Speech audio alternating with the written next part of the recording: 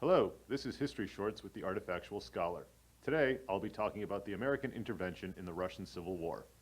In 1917, as the slaughter and destruction of the First World War dragged into its third year, Russia was torn by internal revolution. In March, Tsar Nicholas II, whose family had ruled Russia for more than 300 years, was forced to abdicate and was replaced by a provisional government led by Alexander Kerensky. The new government continued Russia's commitment to the Western Allies, fighting against the Central Powers. In November 1917, the provisional government was overthrown by the Bolsheviks, led by Vladimir Lenin. By March 1918, the new Soviet government had negotiated the Treaty of Brest-Litovsk with Germany, and Russia withdrew from the war. The Western Allies, fearing the spread of Bolshevism and needing to re-establish a second front, launched a multinational intervention into Russia. At the forefront of this expedition were 13,000 American troops.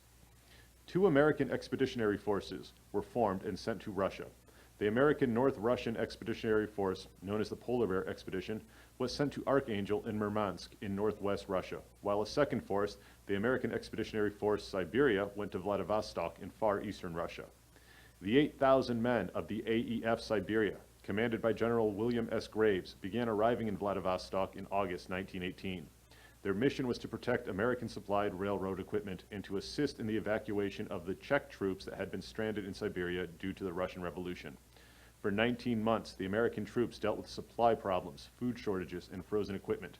By the time the last American troops left Siberia in April 1920, nearly 200 had died of various causes.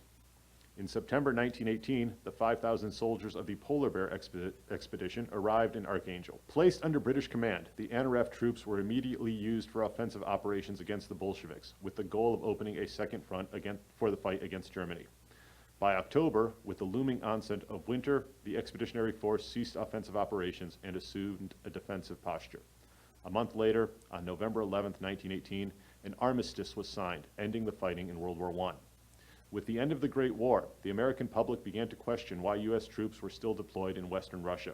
As the outcry at home grew, the troops in Archangel were, for all intents and purposes, trapped. The harbor had frozen over, making evacuation impossible. To make matters worse, the Bolsheviks had regrouped and were launching attacks on the Allied positions. Finally, in April 1919, an American icebreaker arrived in Archangel and began the evacuation of American troops.